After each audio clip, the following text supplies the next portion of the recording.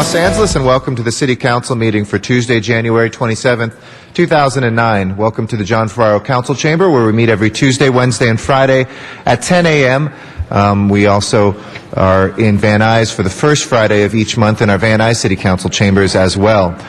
We are broadcast live on Channel 35, and we want to welcome our viewers throughout the city's cable system, broadcast live and then rebroadcast each evening. Also, we have, of course, our guests that are here in the council chambers. Welcome to the City Council chambers, and those of you who are out in Van Nuys as well. We're available also online.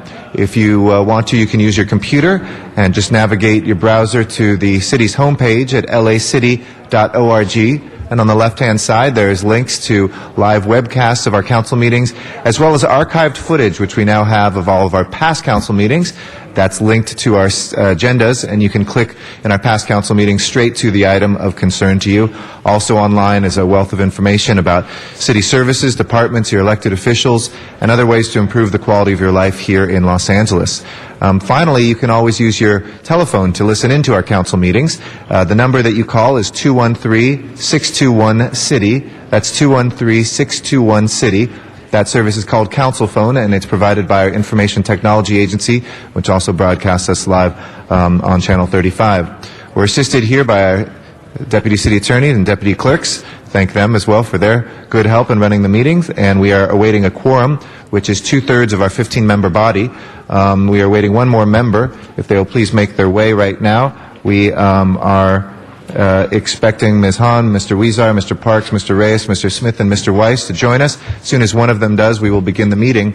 Anybody who would like to get our agendas, they're in the back, and they're also made available 72 hours in advance or 24 hours in advance for our special agenda items. You can get those here in council chambers through the city clerk's office, or again online at our city's homepage at lacity.org. And if you'd like to fill out a speaker card on any of the items that has been agendized for public hearing, go ahead and do that in the back or in Van Nuys. Hand it to one of the sergeants at arms, and we'll make sure to include that in the mix today. All items receive a public hearing either in our committees or here in council, and the agenda is split into those items accordingly. If it's already had a public hearing in committee, it requires a reopening of public hearing by one of the council members, and without objection to hear more public speakers. Finally, we have a section of our meeting which is for general public comment. That is for items that are not on the agenda but nevertheless under the jurisdiction of the city. And if you'd like to be heard on any of those, on that section, please fill out a speaker card in the same manner. We allow each speaker 2 minutes for general public comment, and we have a timer to help them guide their comments as well. In the meantime, we are still waiting for one more council member. The final quorum call for council members Hahn, Huizar, Parks, Reyes, Smith, and Weiss, who are now all late. If they will please join us right away, we can begin the meeting. Thank you so much.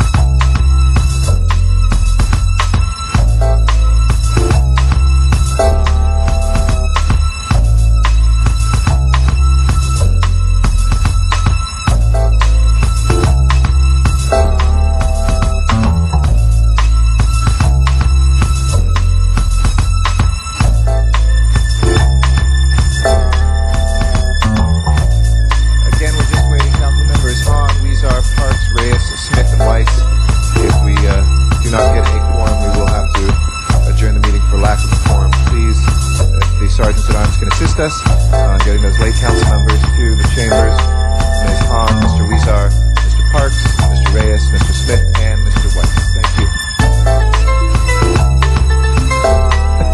We got both of them. All right, please call the roll, Mr. Clerk.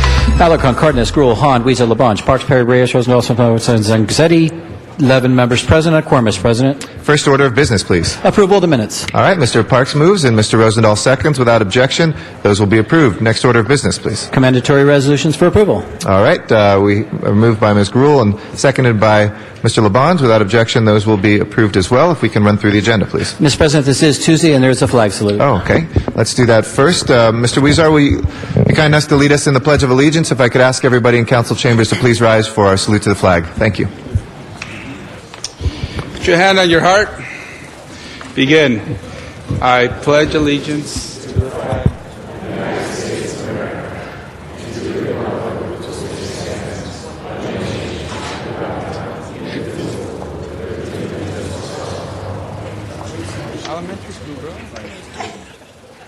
Thank you, Mr. Weezer. If we can run through the agenda, please.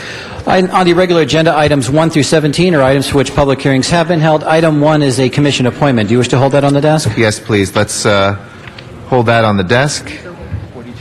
And is there been a... I have a note to receive and file that, or no? Okay, that's incorrect. Okay. Next items, please. That would leave items 2 through 17. Okay, items 2 through 17. Colleagues, anybody wishing to call any of those special, 2 through 17? Mr. Parks? I'd like to hold 17 till we get the Budget and Finance Committee report. Okay, we'll hold 17. Mr. Rosendahl, 12 for Mr. Rosendahl. Other specials, we are on 2 through 17. If not, let's go ahead and take up the balance, please. Open the roll. Mr. President? Yep, Item number 13 for Mr. Zine. 13, okay. Well, if we take up the balance with 13 special for Mr. Zine, please open the roll, close the roll, and tabulate the vote. 12 ayes. That is approved. Those items are approved. Next items, please. Items 18 through 36 are items for which public hearings have not been held. 10 votes are required for consideration. Okay, any objection to consideration? Seeing none, those items are before us. Do we have any cards from the public on those items? We are unaware of any cards yet in that section. Do not see any, so we'll open and close the public hearings on those. Any specials, colleagues? Number 18 through 36? If not, let's go ahead and open the roll, close the roll, and tabulate the vote. 12 ayes. Those are approved. Next item, please.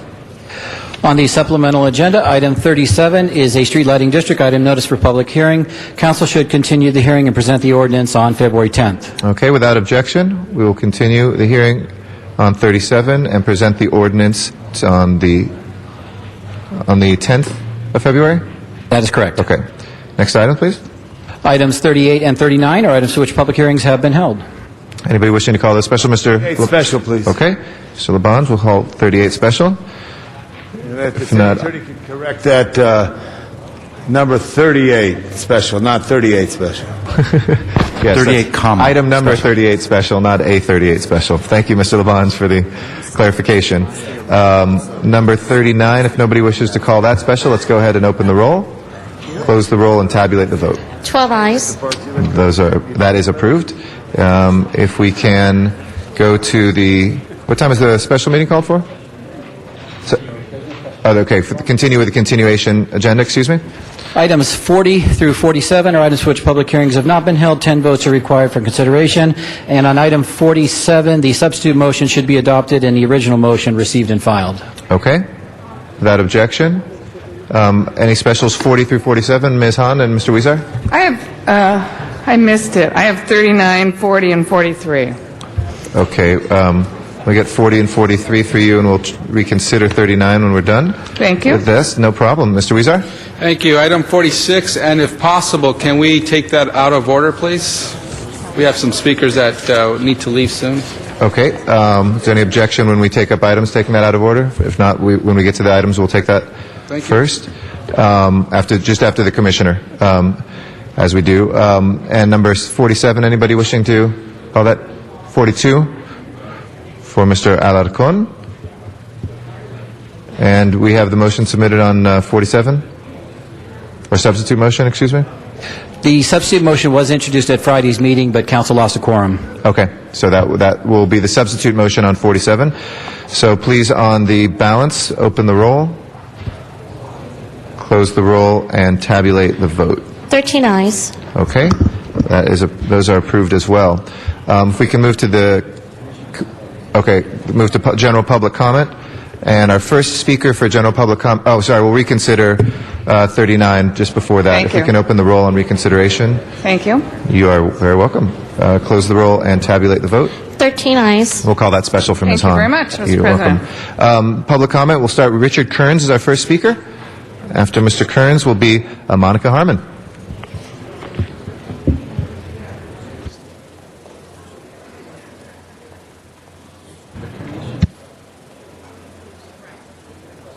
Good morning. Good morning. My name is Richard Kearns, poet activist. It is my sad duty this morning to inform you of the passing of AIDS activist Martin Delaney, founder and longtime director of Project Inform. He died peacefully Friday, surrounded by friends and family in San Francisco. He wrote something last March called the Delaney Declaration. I've included the entire text with a copy of my prepared marks to the clerk, but wanted to read this small excerpt to you.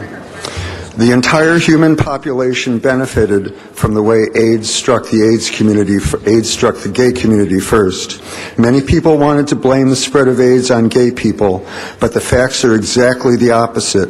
The epidemic would have been dramatically worse if it had struck any other group than gay people. When AIDS hit the gay community with unparalleled specificity, we saw our entire community under siege. We knew we had to change the rules or we would all be dead. We hollered about it in the media. We went to the FDA and the NIH. We marched in Washington, got people on committees, and proposed new ideas and new ways of thinking about science and the treatment of people with terrible diseases. We changed the rules, first for ourselves, but ultimately for everyone. The time to change the rules is always with us. We see it today in the struggle to get a facility-based medical cannabis ordinance in place in Los Angeles. This council understands that need. So what's with the city attorney? Is he like cross-deputized or what? We need a facility-based medical cannabis ordinance and a permanent community advisory board, not just evasion on the page. Medical cannabis is the single most significant in-place but unaccessed AIDS treatment option in Los Angeles, increasing our survivability 330%, letting us live through the medicine. We're just a fraction of the bigger picture. Martin's work of changing the rules will always be with us. Thank you very much. Thank you very much. Appreciate your comments. Monica Harmon is our next speaker. After Monica will be Victoria Torres. Good morning, Monica. Good morning. We have our blue ribbons on today because we are here in support of our LAPD officers and the assaults against them. Saturday, 2 Hollenbeck Clear gang unit officers were almost killed by gang members. They had a shotgun and a pistol. Next month is the anniversary of Officer Randall Simmons and also Officer Lizarraga, both killed in the line of duty. We have other officers. And yet, where is the mayor on this? He goes to station openings but does not speak out to support our officers. Councilman Weezer, last year, the same area where this gang unit had to, in self-defense, kill a suspect, came out and supported the gang members. Why hasn't he said anything about our officers at Hollenbeck? You know, you guys all attend the funerals of our officers, and I support a lot of things that you guys do. And Eric, you know, you do great things. Rosendahl does great things in the area, but we need your voice. Officers have brought crime levels down to critical historic lows. You guys want tourism to come here. They need your voice. They need you to speak out and say assaults against officers will not be tolerated in the city of Los Angeles. 2008, 527 assaults. And nobody is saying anything. We are here to say, stop the violence against our officers. You support illegal vending. Jose, for darn sure, Boyle Heights is becoming the dumping ground for illegal vendors, and these illegal vendors verbally assault our officers, have a mob mentality, and are aggressive against our officers, and no one is saying anything. The LA Times buried this story on page 4 of our officers almost getting killed. I mean, do we need another funeral for you guys to, you know, come? I am a mother. All of you have kids. Zion, you have boys on the job. Where is your voice? Greg, you're a reserve officer. I mean, come on, you guys. Speak out. They need your voice. God bless LAPD, and thank you, officers, for what you do. Thank you, Monica. And we're not allowed to respond too much. I know Mr. Weezer would like to say something, and I'm sure he'll speak for the council. Mr. Weezer. Thank you very much, Mr. President. Just quickly, I know it's not an agenda topic, but I want to thank the speakers who did come out. to support our officers. I do take issue with the fact, however, that the Speaker said I took the side of the gang members was just absolutely not true. We know that the area where these officers were shot at has had a history of officer shootings, people shooting at our officers. Chief Bratton and I were out there last year advocating for some additional state legislation to have higher penalties for those who seek to cause harm to our officers. So we're doing a lot. I've spoken with the chief local captain, and we're doing more things to get that area under control. But we certainly have to support our officers. We do support our officers, and the officers are doing fine, thank God. And thank to our men and women. That's why we have lower crime rates in this city. Thank you very much. Thank you, Mr. Zine. Briefly. Like Councilmember Smith, I'm also a reserve officer, and I do have a son who's a Los Angeles police officer. I just wanted to add that Chief Bratton has taken a very aggressive approach towards individuals that commit assaults or shoot at police officers. In addition, the Los Angeles County District Attorney's Office has a special unit that goes after those individuals that assault and try to harm police officers. So it's not only through the police department resources, but our DA's office, Steve Cooley, is very, very committed to making sure that those individuals who do attack officers are duly prosecuted with a special unit in his office. So everything that can legally be done is being done, from the police department aspect, also from our district attorney's aspect. Thank you. I'm done, Mr. City Attorney, before you speak. Thank you. Victoria Torres is our next speaker. After that is Martha Cisneros. Good morning, council people. I have pictures here that I want you to see how our Boyle Heights is turning into a third world country with graffiti and also with vendors. These illegal vendors are selling near the schools. I understand they're supposed to be within 500 feet of the school kids. A lot of these people that sell on the street are predators. They have no homes. They live off the streets. We need to clean up our area. Even the graffiti. The graffiti is like, these kids treat our community as dogs. Dogs go out and spray their territory just like the graffiti kids. They're spraying their territory. We need to make stiffer laws so that this is not happening in our community. We try so hard to clean up our communities. We have different neighborhood different neighborhood meetings in our community trying to clean it up. We go out there and even sweep up stuff that doesn't even belong to us. It's gotten so bad that they're even throwing things that you wouldn't even believe of. Illegal sex is going on in the community. These pictures, you will not believe it. I want everybody to share them and look at them. Your communities don't look like this. Why should our community look like this? This is part of Weezar's community. I have a gut feeling that Mr. Weezar doesn't live in Boyle Heights. If he did, he would clean it up. Thank you. Martha Cisneros is our next speaker, and after Martha is Art Torres. Oh, Mr. Weezar? Because there's some real misinformation here. For people to say don't live in Boyle Heights, I actually do live in Boyle Heights, and I believe we need to really put the record straight. I've been working with our local officers to set up a task force to work with our local street vendors, and we've done a lot to clear up some over-concentrated areas of street vendors. So we're doing a lot in that area, and I would ask the people who are speaking here today, please come to my Boyle Heights office, and if you want to get involved, work with our officers who are working on that issue. Thank you very much. Ms. Cisneros, and after that will be Art Torres. Martha Cisneros, Boyle Heights resident. I'll keep it short. I'm just very, very tired of the quality of life that we have with the illegal vending in my area. It's just the health issue is something horrible is going to happen with the way they prepare these foods, whatever they are. The illegal parking, I have to go around them because they're all parked because they're buying whatever it is they're buying. And I have to go around. Hopefully I won't hit somebody when I go around them. And of course there's crime, there's extortion, and not to mention the filth and the trash that all this illegal vending causes. So yeah, we'll see what happens. Hopefully our councilman will help us on this. Thank you. Thank you. Art Torres, our next speaker. After that is Bill Huey. Good morning. Good morning, Council President and Council members. My name is Art Torres. I lived in Boyle Heights since 1946. I have never seen the community in quite the state it is now. Illegal vending is now taking another step. They are actually renting space in front of the residential communities in the yards, selling food there, and also setting up shop permanently with illegal canopies and so forth.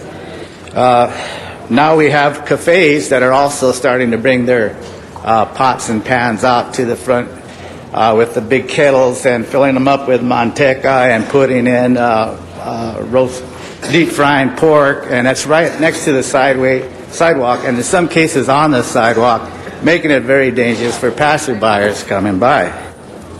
Also, our signage in our community is really out of control. We have vinyl signs which have been graffitied and also are deteriorating and have been up there so long, and they are illegal, and they're covering up our historic buildings. It's been reported to Building and Safety, but for some reason the court enforcement is not taking place. The catering trucks, they are parked illegally, extended hours, 24/7. When reported, parking enforcement is not responding to the call. They say that the people are going out looking for catering trucks. Well, actually, you can't miss them. There's so many. But that is not the case. So I don't know why parking enforcement is not acting on this matter.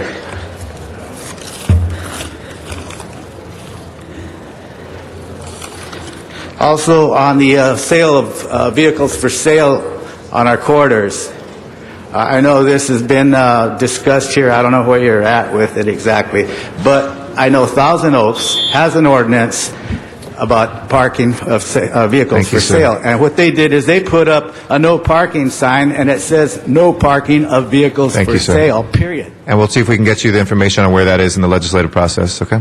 Bill Huey is our next speaker, and after that is Martha Torres. Good morning. Hi, my name is Bill Huey. I do public relations. I host a television show online, and I write for various publications. I wrote an article for the Apartment Owners Association, which has a circulation of 100,000, goes to about 20,000 landlords in L.A., and it's in the January issue. I brought the article. I made 15 copies for the Sergeant at Arms. The problem we have in L.A. is one of the problems for all the crime and degrading neighborhoods is that you have some very bad people living in certain apartment buildings. And I'm a landlord, and when I call the city to say, look, these people are overcrowding the apartment, they're bringing drugs in, they got flammables, the city says, well, you have to evict them, and if you don't evict them, we'll cite you. No one at the housing department will ever cite a tenant, even if they see the tenant destroying the property, storing junk out in the driveway. The agenda at the LA Housing Department is tenants can do no wrong and landlords are evil. And I'm saying, there's bad landlords, but there's bad tenants. And part of some of the people these other speakers are talking about, these are people who live in certain buildings, and when the landlord tries to get them out, it's very hard to get them out. They violate the lease. A lot of the judges don't want to hear it. And I've been contacted by a lot of lawyers, a lot of landlords who are in my situation, and they want to form a coalition and start suing the city for violation of landlords' rights. The law should be fair for landlords and renters. No one should have an upper edge. But in L.A., for like the last 20 years, the landlords are being treated like second-class citizens. And a lot of landlords are trying to get bad people out of the buildings, and the housing department won't cite. My own experience, I have a tenant who's storing propane tanks in his apartment, and the housing inspector won't write up a report that I can use in court. I'm not looking for special favors or anything sneaky. I just want fairness under the law. And I think if no one in the city pays attention to what I'm writing about in this and future articles, there's going to be an avalanche of lawsuits, and I don't think the city needs that. And I would like to work with city to prevent that. So my contact number is on that. Thank you very much. We'll take a look at that. Thank you, Mr. Huey. Okay. Martha Torres is our next speaker, and then Yolanda Hernandez. Good morning. Good morning. My name is Martha Torres. I'm the owner of Las Flautas Restaurant in East LA. I'm complaining about the legal vendors because my business went down. And I've been going to all those meetings to see they help me, but it's nobody. I don't hear nothing from nobody. I don't know what to do because the business went down so much. So it's not only one vendor. There's a lot of it. All the streets from Cesar Chavez is full of people selling the stuff. So It's something they can do. They can please help the people, you know, especially the restaurant. I pay so much taxes and everything, so I think they have to do something. Even the police, they give you tickets. The people, they just ignore the police. They just throw the ticket. They give you different names. They have to do something strong. So I think they can help me, or they help everybody from the business. Even the street is like a trash. You clean, and it's the people, they don't care. They just throw everything they eat in the street, everywhere. They cook in the street, so it's nasty. So thank you. Thank you very much. Yolanda Hernandez is our next speaker. After Ms. Hernandez will be Catherine Doyle.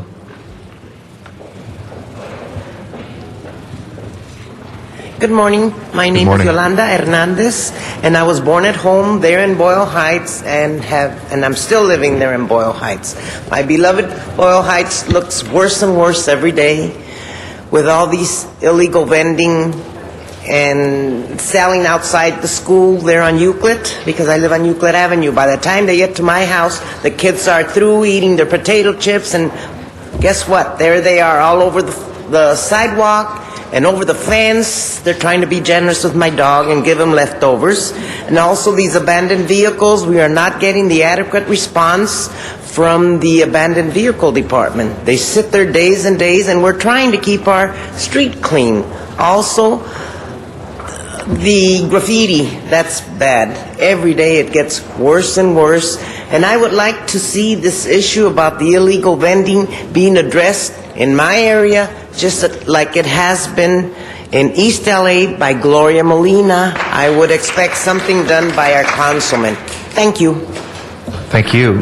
Catherine Doyle is our next speaker, and then Jill Bosch will follow.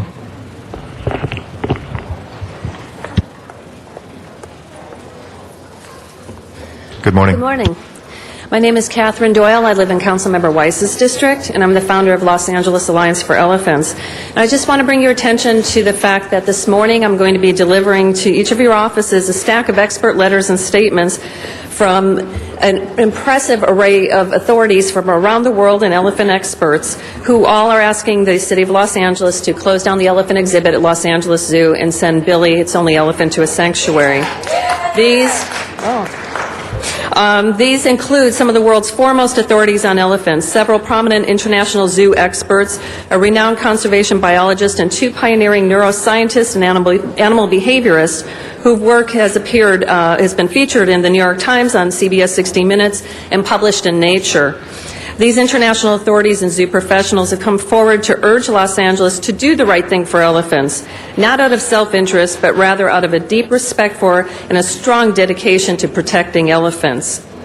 I'd like to bring your attention to one statement by Dr. Joyce Poole, who is one of the world's foremost elephant authorities and who has studied elephants for over 30 years in one of the longest-running studies of elephants in the world. She says, "All rhetoric aside, there is ample evidence to declare that an urban zoo, the Los Angeles Zoo in this case, cannot meet the basic interests of an animal as large, as socially complex, and as intelligent as an elephant.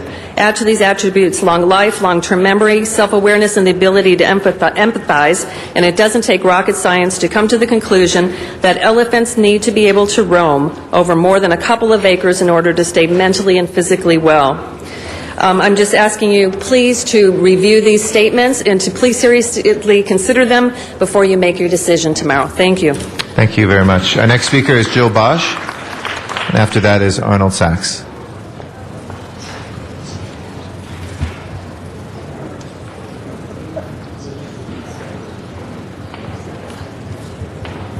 Good morning. Good morning, council members. My name is Jill Bosch. I'm a Los Angeles County citizen. I've never spoken before the city council before. I've taken off time from work because I'm concerned about the LA Zoo elephant exhibit. I don't want $42 million of taxpayers' money wasted on this project, because with an additional 3.5 acres and the possibility of adding 4 elephants, it still is not enough land for elephants to live in a healthy way. 15 elephants have died at the zoo since 1975. I want the elephant project, and many citizens do want the elephant project closed. We have a wonderful opportunity to send Billy, the sole elephant at the zoo, to the Paws Elephant Sanctuary in Northern California without the expense of taxpayer money, and it will be, a final decision will be made tomorrow, and please close the LA elephant exhibit. Thank you. Thank you. Arnold Sachs is our next speaker. After Arnold Sachs will be Zuma Dog, and then Olga Hall will follow Mr. Dog.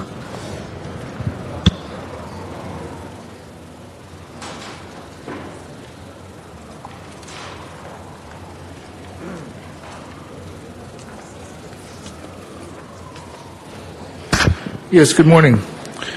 Arnold Sachs.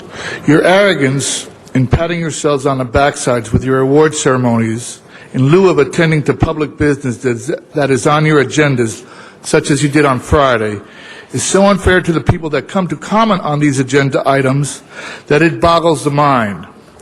If you have the ability to carry agendas to the next meeting, then carry the public comment cards that correspond to issues from those agendas. I've been penalized today because 2 cards that I put in on Friday won't be heard today because the item's already passed. The public should not be doubly penalized for your lack of due diligence in carrying out city business. There's a budget crisis going on, in case you haven't heard. Take care of your city business first, and then if you lose your quorum while you're waiting to put on your award ceremonies, then it doesn't matter, because you could still put on your award ceremonies like you do when you don't have a quorum to start the meetings. And the staff that's here will leave with the council members, so they won't be paid extra money. Don't keep punishing the public because we have opposing opinions to what you like to hear. Stop patting yourselves on the backsides at the expense of the public's right to be heard on agenda items. Thank you. Thank you. And just a point of information, we had 2 unexpected illnesses on Friday. Members of the public come for the presentations to be honored in high school classes, other people who've taken time off as well. So we always try to balance as much as we can with that. Next speaker was Zuma Dog and then Olga Hall, but if you want to switch, we can do it that way too. Mr. Dog? And then Ms. Hall, that will be followed by Matt Dowd. Good morning, Mr. Dowd. I'm first. Yes, I'd like to agree with Arnold, and I'd like to say with all due respect, check on Friday with these dog and pony shows. You lose quorums more time than not. It's always an illness. It's always some excuse. How about you take care of business first, and that's that. Now let's talk about some other things. First of all, for people tuning in, you might have just moved to Los Angeles. My name's Zuma Dog, candidate for mayor. I'm on the ballot for March 09. The city's under attack of corrupt politicians led by Antonio Villagrosa. And the corruption and fraud, waste, and abuse that happens in these chambers every day finally made it to ABC News Nightline's attention, and they contacted Zuma Dog and aired it. It's at Zumatube.com. Bill Huey was here. He's absolutely right. Hey, City Council, as someone that wants to be mayor, do something about REAP. I don't want to walk into City Hall with an avalanche of lawsuits over your rent escrow program. You're evil and wicked the way you treat landlords. And Eric Garcetti looks very nervous right now for the people at home. I spoke with him on Friday. I say you look nervous. That's my opinion. I know you have your opinion. You look nervous. Mr. Dog, if you'll please lower your voice. You can say whatever you want, but you cannot be How's this? Mr. Dog, that's funny. My opinion of Eric. You can please turn off the microphone for a second. Mr. Dog, there is a list that we have there of ways that we have every speaker try to respectfully address. You've asked me to tell you to do this when you come down. We will give you your time back. Mr. Dog, you're being disruptive to the meeting. If you can please expel Mr. Dog from the chambers. Excuse me. Thank you, Mr. Dog. Our next speaker is Olga Hall. And after that will be Matt Dowd. And for the record, Mr. Dog continued to yell as the next speaker came up. Always welcome to say whatever you want here. We asked you to do it in a respectful manner. Ms. Hall is next. Okay. Good morning, Mr. President and members of the council. I bring a reminder of the past. In 1986, 5 members of this council gave Mrs. Jackie Autry 10 acres of Griffith Park for $1 a year for 25-year lease. Was this a pay-to-play game? It sure looks like it was. 114 letters were received against the proposed construction of the Autry National Center in Griffith Park. Only 2 of these letters were in favor of the Autry. What was the reason for this council to vote in that manner? The wrong choices of the past makes it necessary to designate all of Griffith Park as a historic cultural monument in order to protect it. Thank you. Thank you, Ms. Hall. Appreciate your comments. And Matt Dowd is our last speaker for general public comment.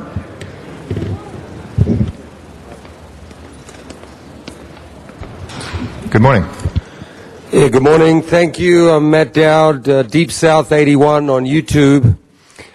I wanted the city to know I've been an advocate to shut down that elephant exhibit since 2006.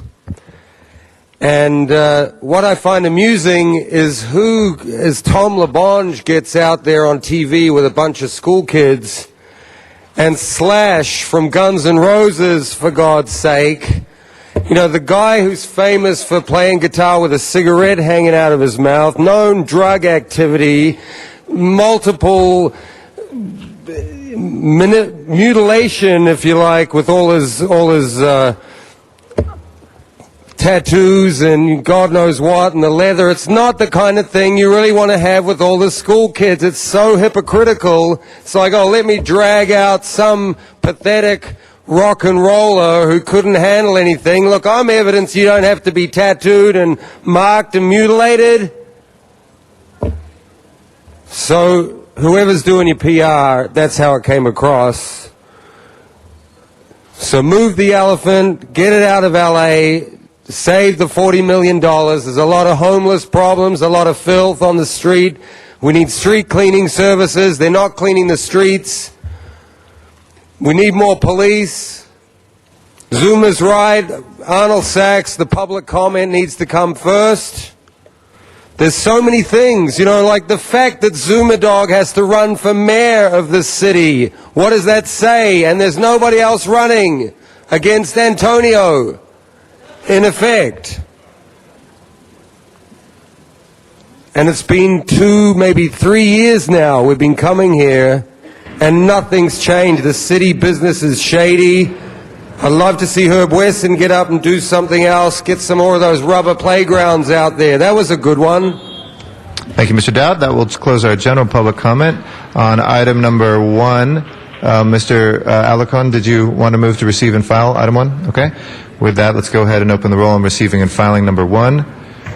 Please open the roll, close the roll, and tabulate the vote. 15 ayes. That is approved. Mr. Weezar asked for 46 to be taken out of order. I'd like to recognize Mr. Weezar on item 46. Thank you very much, Mr. President.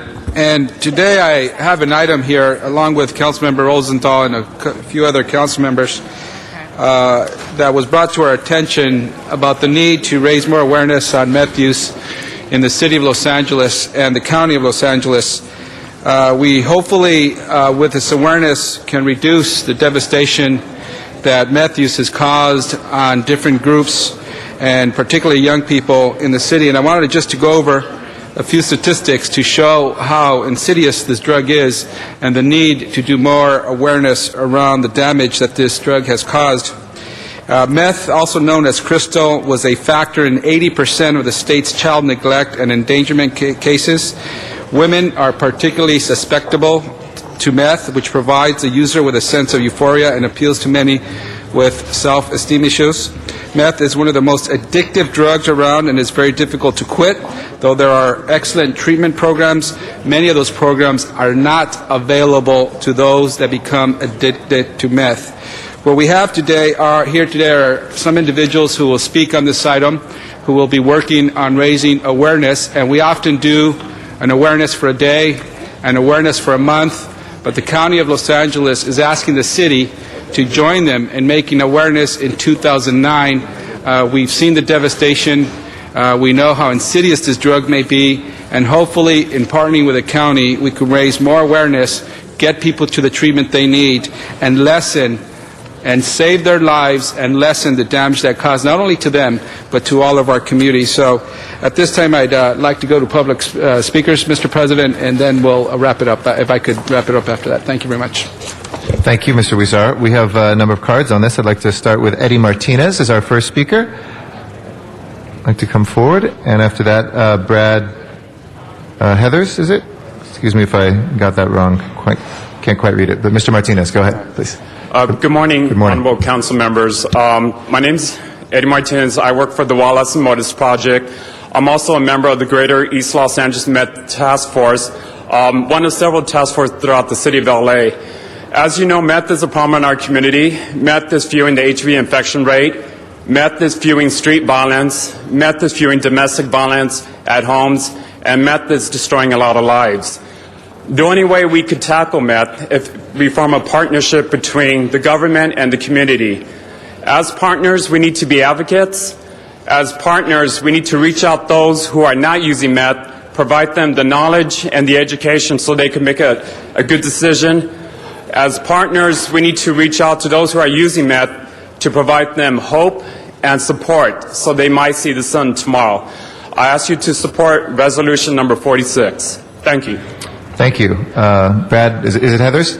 Leathers, I'm sorry. And then after that is Chris Van Boeven. My handwriting isn't the best. Don't worry. City Council, thank you. I'm Brad Leathers. I live in the county of Los Angeles. I want to ask you to support resolution number 46 in making 2009 a meth awareness year.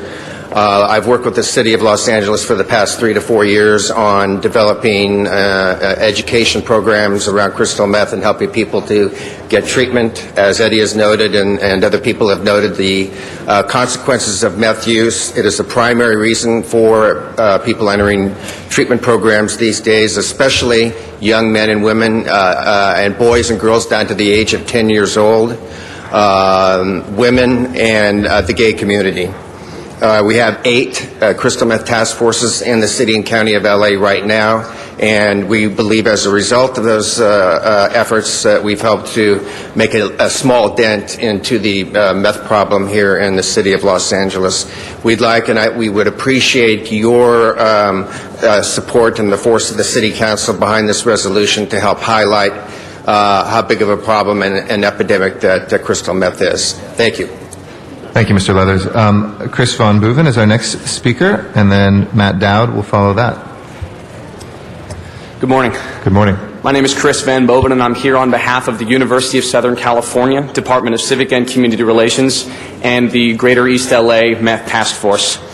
I simply would like to say that the university recognizes that methamphetamine abuse is increasingly problematic in Los Angeles, especially among our youth, and we give full support to the proposed Resolution 46. Thank you very much. Thank you, Mr. Van Boeven. Excuse me. Matt Dowd is our next speaker, and Arnold Sachs will follow.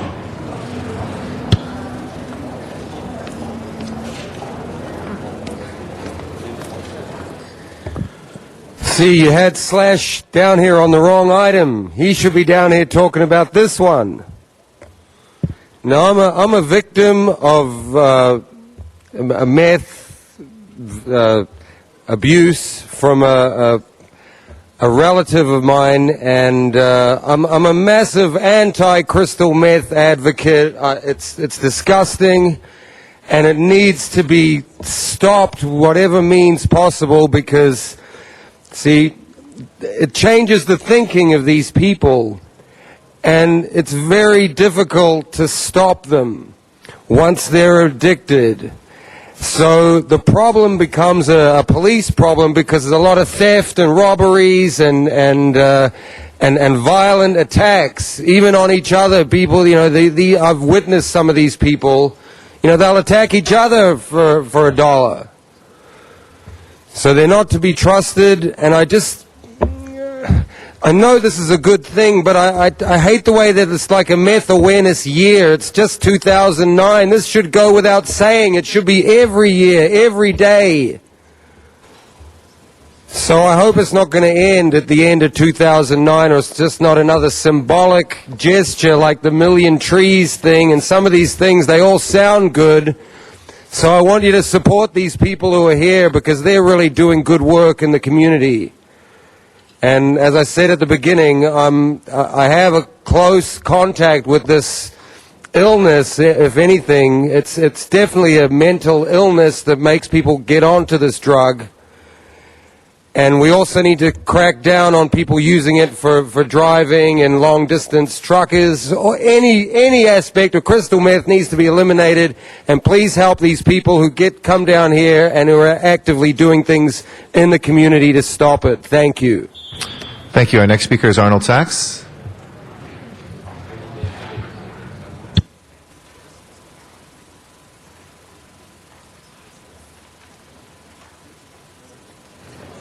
Yes, good morning again. Arnold Sachs. Again, the city latches onto this plan at the tail end. Just remember, how long did the pharmacies and the pharmaceutical companies fight to have from having their decongestant products that contain the precursors to manufacture meth removed from aisles and placed in the hands of the pharmacists so that you needed to show IDs to be able to buy those products. They kept them on the aisles while the methamphetamine epidemic started to rage throughout the country. Finally, after 5-6 years, they were taken off out of the aisle so they couldn't be stolen so easily. This has all the earmarks, just like the crack epidemic from the Reagan's drugs for arms routine that he had in the mid-'80s, where crack was a raging epidemic at the time. And don't look now, but the government's involved in Afghanistan. And from what I've read in the newspapers, the opium harvest is the largest they've ever had. How is that possible? And the city's going to help fight. Sure. Thank you. That'll close our public comment on this item. I'll return to Mr. Huizar. Thank you very much, Mr. President. Finally, it was said right now, just like crack decimated many of our inner cities in the 80s, meth has been known in the 90s to have as much of an effect, if not greater, and it continues into this century. For example, just from the year 2000 to the year 2003, meth use increased 46.3%, and it continues to go on. We must do something about it, whether it's through law enforcement, prevention, and intervention. But I want to congratulate and thank the people who came out here. We, by passing this resolution, commit ourselves to encourage dialogue and to put some of our city resources behind the efforts you've already started. And I wanted to ask the public speakers if you could come back in the chamber with me afterwards. We got a printed resolution to thank you for the work you've already doing, and hopefully with this encouragement we could continue to raise the awareness. It's devastating too many lives, and we have to do much more about it. Thank you very much. Thank you very much, Mr. Huizar. With that, let's go ahead and take a vote on this item. Please open the roll, close the roll, and tabulate the vote. 15 ayes. That is approved. Next item, please. Item 12, call special. I'm sorry, Mr. Labange actually asked for 38 out of order? Out of order, if it's okay, possible. There's no objection. I know a lot of folks are here for that item as well. Would you like to start the conversation, or you want me to? Thank you very much, Mr. President. Members, what we have here before is a great designation of the greatest gift that ever was given to the city of Los Angeles. Griffith Jenkins Griffith, over 100 years, gave land that he owned for a park of the people. And there was hesitancy, if I remember from the history books, hesitancy first at that gift. They wanted it for the water rights, and they also thought it may have been too far out of town. But you know, as the city has grown, this beautiful park is truly the heart of Los Angeles, the heart of Southern California, our greatest park. The trust that for many years has acted on behalf of the park, several months ago, asked for a very fine firm to review an application for a historic monument. There has been many discussions between the Department of Recreation and Parks and the Department of Planning and their Office of Historic Preservation, which I'm proud of the Office of Historic Preservation. I'm very proud. At this time, I'd like to call Ken Bernstein to give a brief and hold my time report on what is before us today. Councilmember Labange. Thank you, Councilmember. Ken Bernstein with the Office of Historic Resources, Department of City Planning. What is before us is the Historic Cultural Monument designation for Griffith Park, and as was mentioned, of course, this is one of the largest urban parks in the nation, formed in 1896 with the donation by Colonel Griffith J. Griffith to the city. The staff's recommendation, approved by the Cultural Heritage Commission and recommended by your Planning and Land Use Management Committee, is that the Commission declare Griffith Park a historic cultural monument, that it actually meets 4 of our specified criteria for its architectural significance, for the reflection of broad cultural, economic, and social history of the city, for its important associations with historic personages, ranging from Colonel Griffith himself to Walt Disney, and for its association with important events in the history of the city. The Office of Historic Resources reviewed the voluminous nomination, a 350-page nomination submitted by the Griffith Trust. The nomination found that several elements were considered non-contributing features of the monument, and while they are part of the designation, they would not be subject to the same level of Cultural Heritage Commission review. Those include the freeways, Toyon Canyon Landfill, LA Zoo and Autry National Center, and the Roosevelt Municipal Golf Course. But the Office of Historic Resources looks forward to working with the Recreation and Parks Department and other city departments to administer this as a historic cultural monument, and ensure that its monument status does not create difficulties for other city agencies in continuing to maintain and improve the park. So we recommend repeat that one aspect, because I think it's real important. Yes, that the Office of Historic Resources is committed to and has been working with other city departments, Recreation and Parks, Bureau of Sanitation, DWP, and others to ensure that monument designation does not in any way impede improvements to the park or the operations of other city departments within the park. Or the vision of Griffith Jenkins Griffith. Absolutely. That's great. Thank you. Madam Chair, I'm going to push my button again, but Mr. Bernstein's here to answer any questions at this time. And I also, although a public hearing was held in Mr. Reyes' Committee of Planning and Land Use, which has a unanimous recommendation, which I support, since there was a public hearing, I just want to ask for members of the council, for those of you who filled out a card, if you want to stand and be recognized, there's no public hearing today. We want to be recognized to thank you for your advocacy, from the Sierra Club to the Equestrian Trails, to the Los Feliz Improvement Association, to the runners, to the wildlife aspect. All of you, thank you.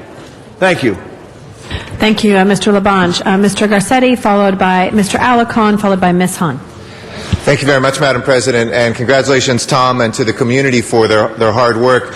A few years ago, Echo Park, where I live, the community approached me about making Echo Park Lake and the park itself designated as a historic cultural monument. I think it might have been the first park that we did that in, and some people said, how can you make a park a monument? And we said at the time, I had a picture of my grandmother with her girlfriends as a teenager at Echo Park, right on the bridge there where the island links the mainland in Echo Park Lake.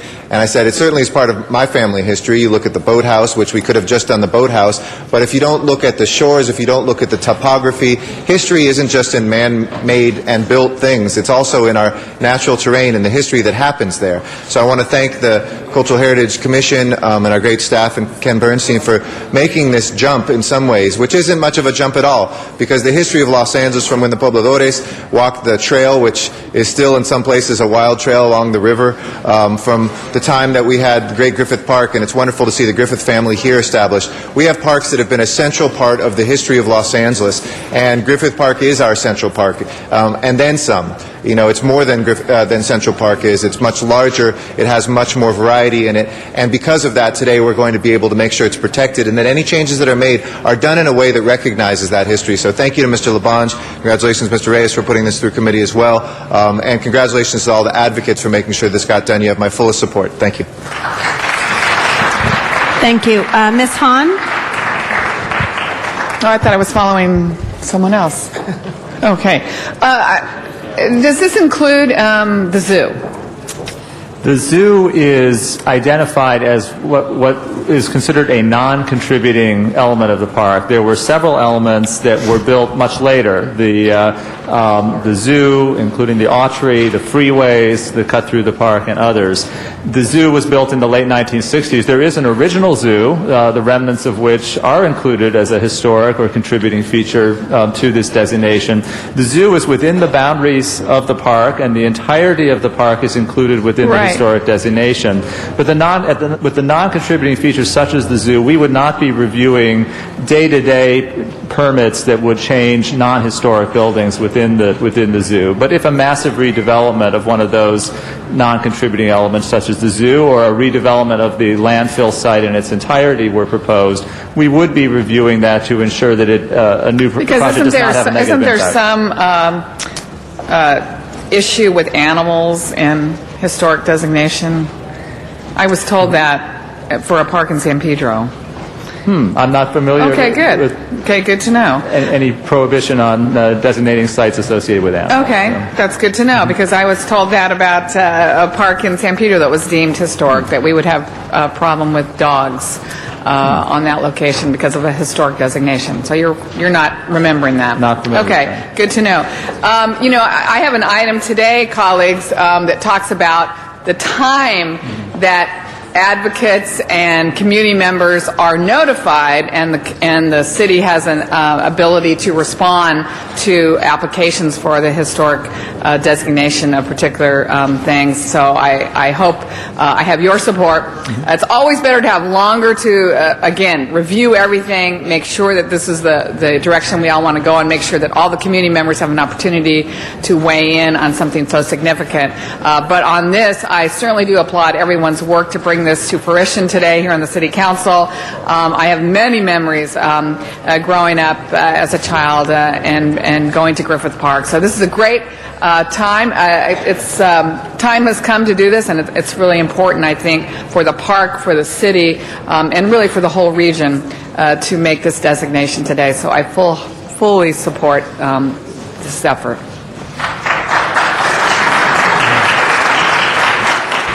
Thank you, Ms. Hahn. And before I call Mr. Labange, I just want to thank the people who are here as well in the Griffith family, someone who goes to Griffith Park on numerous occasions. It was a wonderful gift to those of us in the city of Los Angeles and our children and grandchildren to come. So this is a great opportunity. I know people worked very closely together, Mr. Labange, and your leadership in bringing everyone to the table. Congratulate you as well, and to all of you that came down today to preserve this wonderful park in our region. Thank you. Mr. Labange. Madam President, Mr. Reyes, I'm sorry, Mr. Reyes has now pushed his button, so before you go. Thank you, Madam President. First, I want to thank my colleagues in this effort, members of the Plum Committee, Councilman Huizar and Councilman Weiss, and of course, Councilman Labange, and getting to this point. But for all those folks who are listening, we're throwing a lot of planning terms around and a lot of terminology, but in very basic terms, given all the expansion plans that are occurring in and around Griffith Park, are we going to lose any park space in Griffith Park? No, I would say, again, one of the elements of the park that was identified as historically significant is, Griffith Park is a mix of open space that has been natural or wilderness area, as well as more active recreation space. And so the designation, the nomination that was put forward by the Griffith Trust did a very thorough job of explaining that what is historically significant about this park is a mix of its natural wilderness character and the active recreational character that has marked the park from the very beginning and was in keeping with Colonel Griffith's gift to the city. So in no way would this designation undermine our ability to continue to provide recreational services within the park, and certainly the intent is to preserve the open space that has been at the very heart of the park from the beginning. I wasn't going to speak, but I wanted to make sure that was said on the record in plain English, so understands that this action does not take away open space or green space. And should there be a plan or a process to initiate that there are conditions that they have to follow based on this designation, whether contributing or non-contributing. Thank you.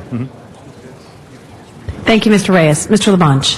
Thank you very much, Mr. Reyes, on that as well. Mr. Muckery just raced over here. He had an important meeting that conflicted with this. He's here with Mike Scholl, the Director of Planning, for remarks from our General Manager, Recreation and Parks, John Muckery. Hold my time, please. Thank you, Councilmember Labange. I do apologize. We're at another meeting to add more parkland to the city, approximately 400 acres in the valley.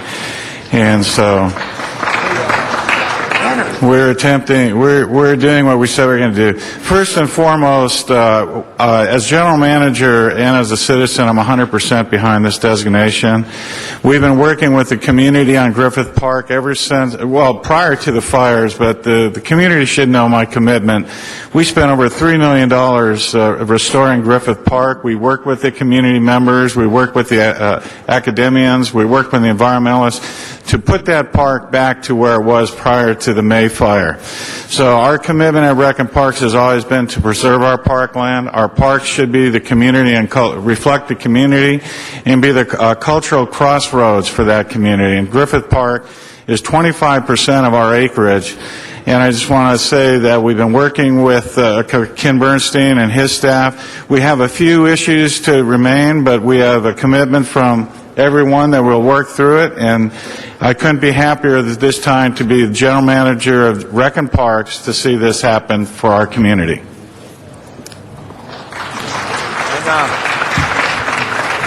Just Mike Scholl, just for the planning aspect, give us 29 seconds. Well, there's just some minor details to work out with planning on how we operate the park, and to make sure that, the designation is followed through strictly, and to make sure that, the maintenance and operations issues with the park don't interrupt with the designation and vice versa. But again, we don't see there as being a problem. It's just some logistics we need to work out. So we're in the process of doing that right now with planning. Thank you very much. We assure that we will work in that and the behalf of everybody in the right mission that the park's all about. For my closing here, I'd just like to recognize and ask to speak Van Griffin, the great-grandson of Griffith Jenkins Griffin, who's here.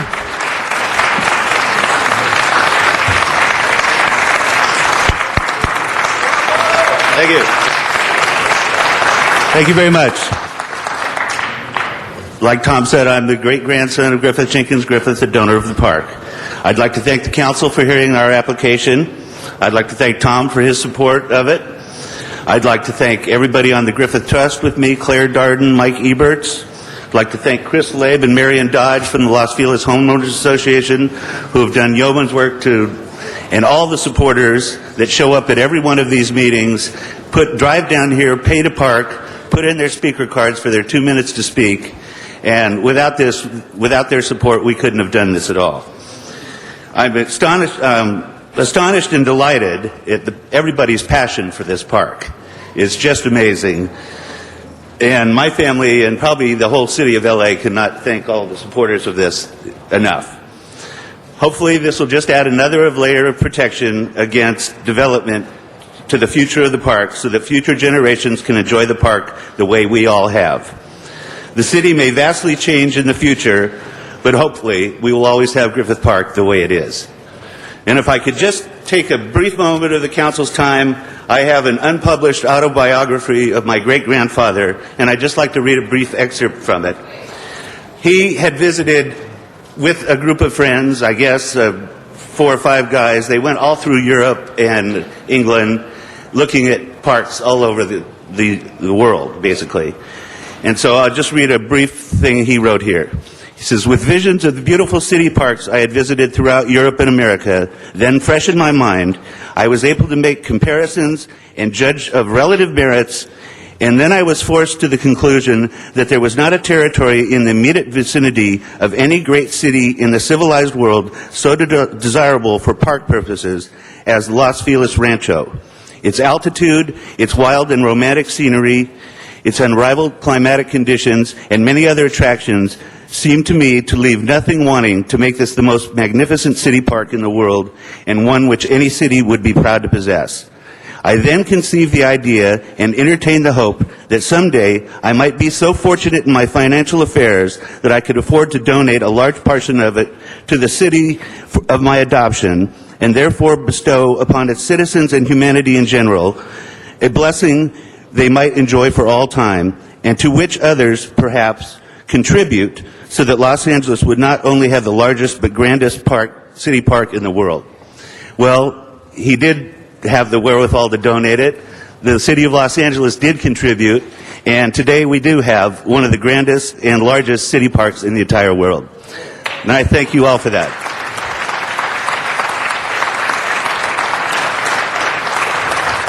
Man, I want to say, I met your father when we fought the dollar fee. It was so special. Right. I've kissed Catherine Mulholland.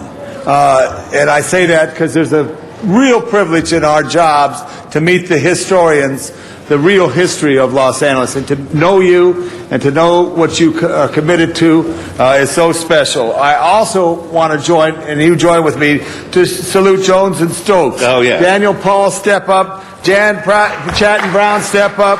And Rick Starzak, just step up. And I want you all, if you would, please, Bernadette Stoder, step up here. Come on, everybody right now. LFIA, Lynn Brown, members, this is a commendation for Van Griffin for all his work. He's no visitor here. He's a man who brought us a park through his father and his father's father. And we're going to protect that park. And I welcome anybody within the sound of my voice to meet me 5:45 any morning at the Charlie Turner Trailhead, and we'll hike up. And when it's a clear day, you can see all the way down Western Avenue to Janice Hahn's home. Here for Griffith Park. Okay. Thank you very much. Thank you. Can you take a picture? Yeah. All right. Come on in back. Thank you. Thank you. So we'll now call the vote. Yes. Madam Clerk, please open the roll on this item, close the roll, and tabulate the votes. 15 ayes. Thank you. That item is approved. Congratulations to all of you. Say it again. Say it again. Wait. Fourth win. Forthwith. Thank you. Next item, Mr. Clerk. Item 12, called special by Councilmember Rosendahl. Mr. Rosendahl, item number 12. Yeah, thank you very much, Madam President. Could I ask DOT to please come up on this item for a second? Hold my time.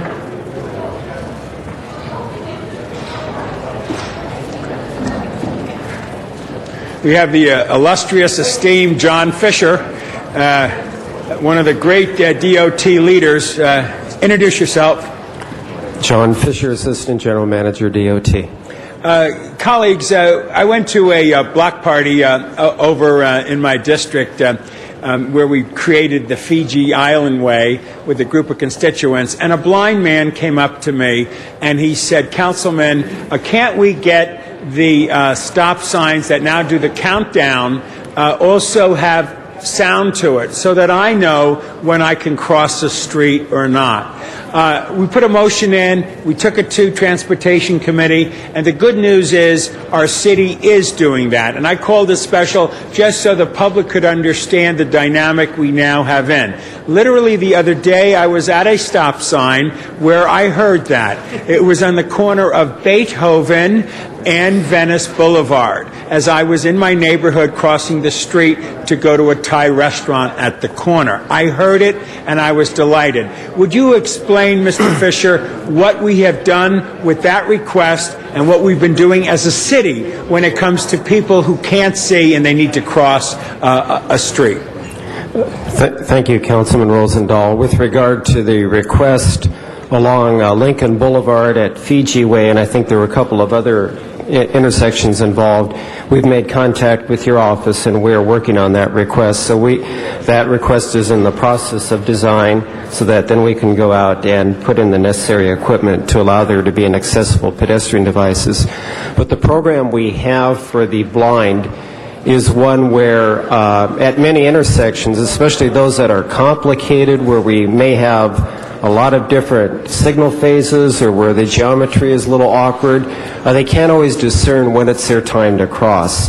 The blind often depend on the sound of the motor vehicles to tell them when they may cross, but again, at complicated intersections, the pedestrians may not always go with the parallel traffic. So we are able to accommodate the blind by installing an accessible pedestrian device, and that is one where if they press the push button, they will have two indicators that it's their time to cross. One, there's a large arrow, and that arrow will vibrate, and they can keep their hand on the arrow and they'll feel the vibration. But also there's a sound that is emitted that tells them that it's their turn to cross. It's a distinctive bird chirp sound. But also to let them know that the intersection is accessible, there is a locator tone, and they hear the locator tone, and then they follow that tone, and that tells them where the push button is, and then by feeling the push button and waiting for the sound, then they know when to cross. We've installed accessible pedestrian devices for many years. The old type were nothing but the bird chirps, the cuckoo and the peep peep. The new ones now have the vibrotactile arrow that I just referred to and the locator tone, and those are the new ones that we're installing, and they are more reliable, so they're a lot more help to the blind.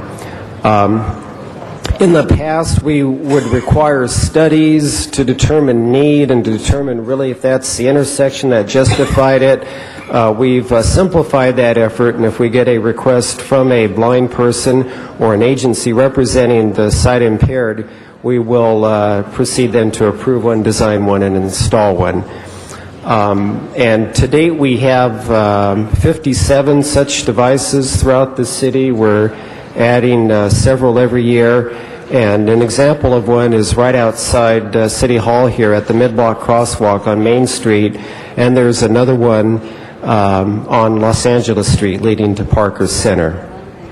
Well, thank you very much for explaining it to us. And I say to any cable viewer there that if you have a blind member of the family, or if you're blind yourself and you have some concerns about a particular intersection, and if you're in the 11th District, you let me know and we will get it to DOT and we will move quickly on it. And I want to thank you for installing them and for explaining it to us today. Thank you, Mr. President. Thank you. Thank you very much, Mr. Rosendahl. Any other members wishing to be heard on this item? If not, let's prepare the roll and tabulate the vote. 15 ayes. That is approved. Next item, please. Item 13 was called special for Councilmember Zine. Mr. Zine, item number 13 is before us. Thank you, Mr. President. I've discussed this matter with Councilmember Grewal and Councilmember Reyes. I understand we have a representative from the police department here regarding this.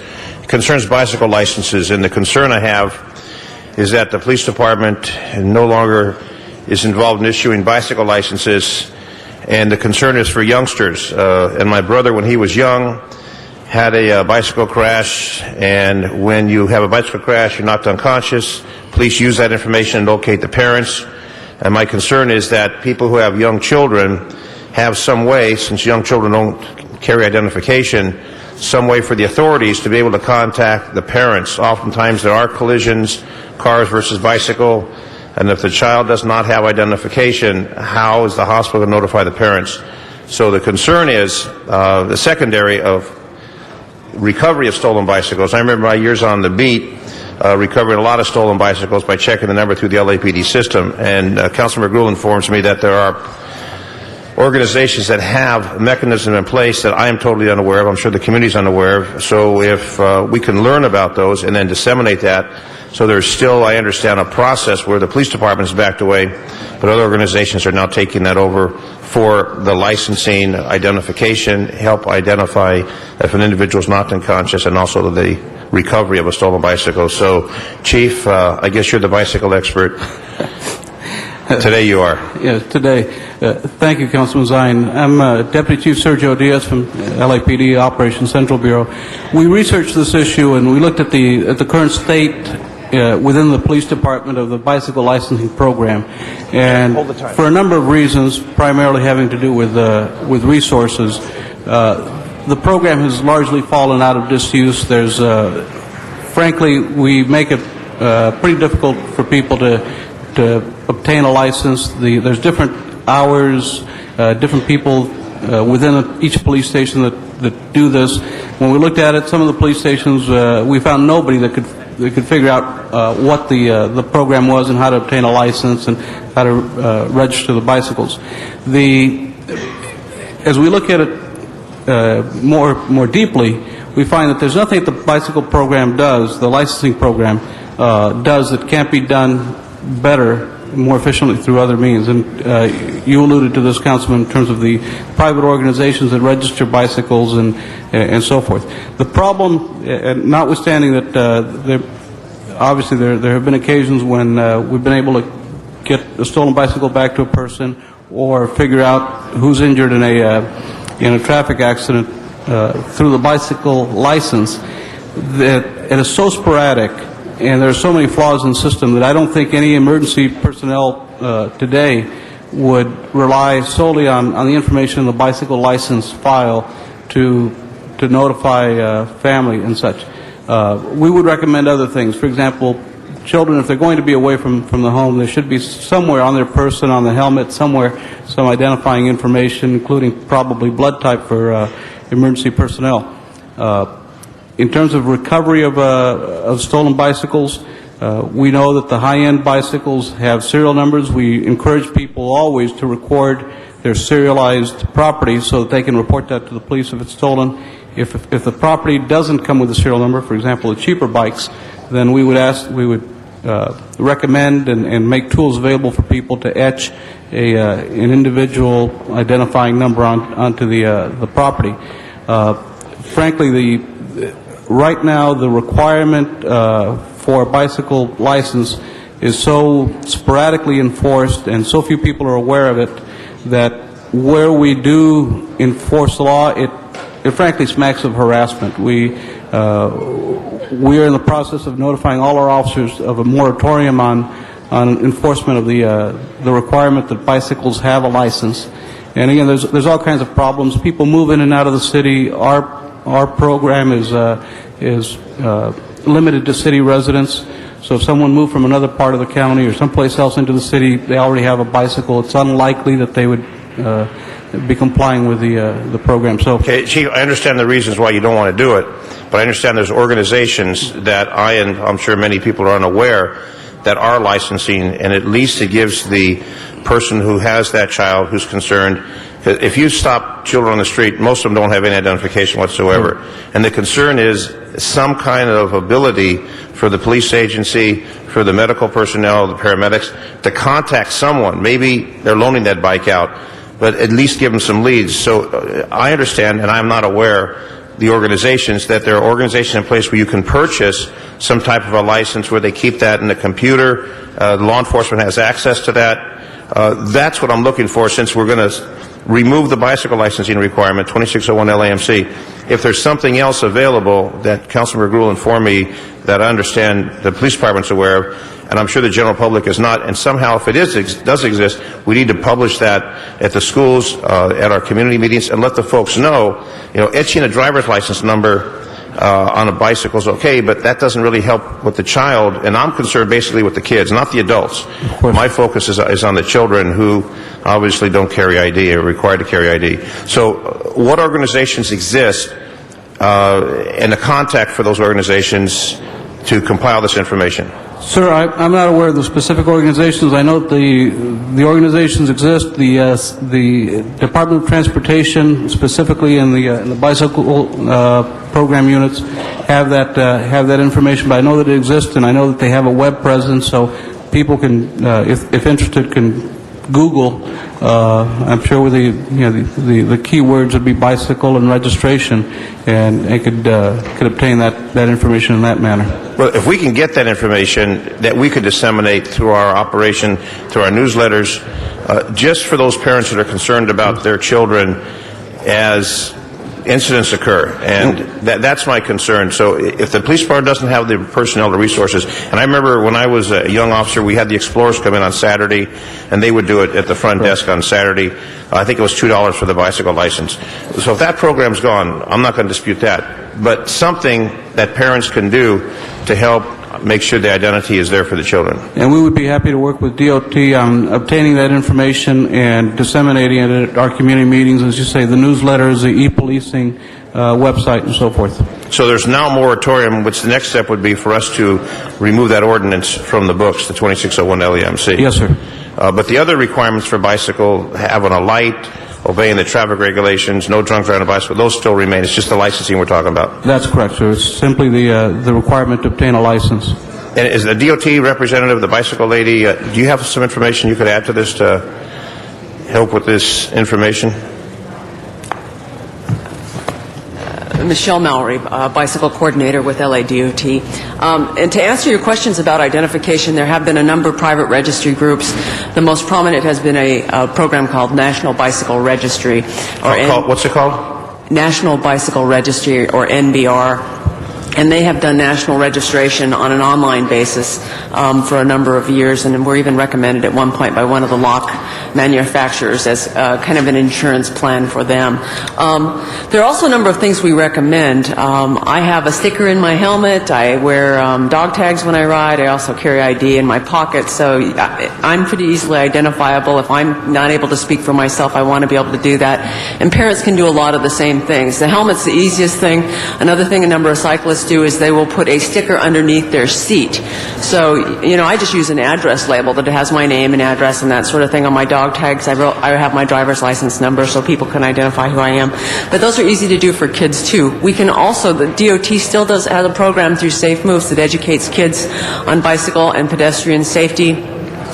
Middle school kids, we can also work with our contractor Safe Moves to develop some sort of program for the kids that we administer the program through LAUSD and private schools throughout the city. So there are a number of ways to do this. The captain talked about... the chief. I'm sorry? The chief. I'm sorry. He was a captain a long time ago. Okay. As long as she doesn't work for payroll, I'm okay with that. There we go. Anyhow, there are a number of things out there. So, but we don't disseminate the information to the public. That's the concern is, you know, the sticker on the seat is nice, but we need to somehow let the folks know if we're going to abandon the program, what they can do.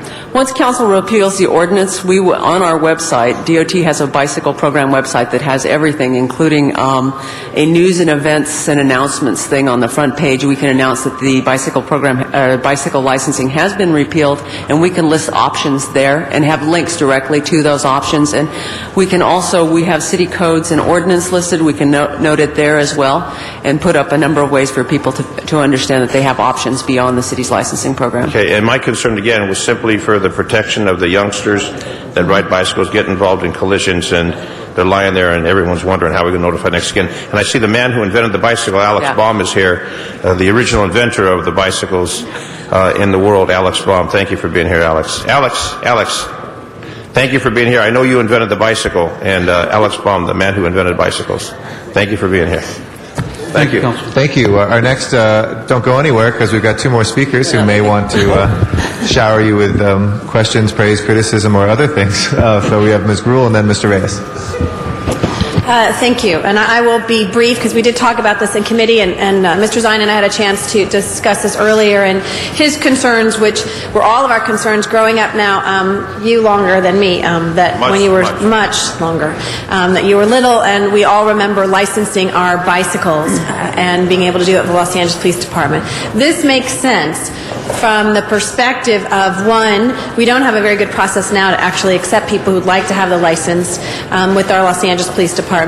There are a number of other things we're dealing with. And two, most people are using the private sector, as mentioned, a whole other way in which to register their bicycles, either for if they're stolen, or secondarily, if you have a child, you want to make sure that they have some identification on them, whether they're riding a bike or walking to school. It's very, very important to do that. And so we think that this is a way in which to lessen the bureaucracy in the city of Los Angeles for something that was a good idea 30, 40 years ago, when much smaller communities and areas and just a different environment. And today we have the tools available to us in the private sector to be able to respond to this. And the bicyclists, so many of them came to our committee saying, you know, we feel as though it's a sense of harassment because it's not uniformly enforced across the city of Los Angeles. I do think, as Mr. Zine and I chatted about, there's a couple of ways in which really to make sure we educate the public, however, of the importance of registering their bicycles with some private related firm that is out there, or to have identification on them. And Safe Moves, which DOT contracts with, goes out to schools and talks to kids about the importance of being safe, wearing a helmet, having identification, all those things that are critically important. And so I just wanted to stand up because we had a very lengthy discussion in the committee hearing about the importance of this, and we're all remembering the good old days of when we could do this.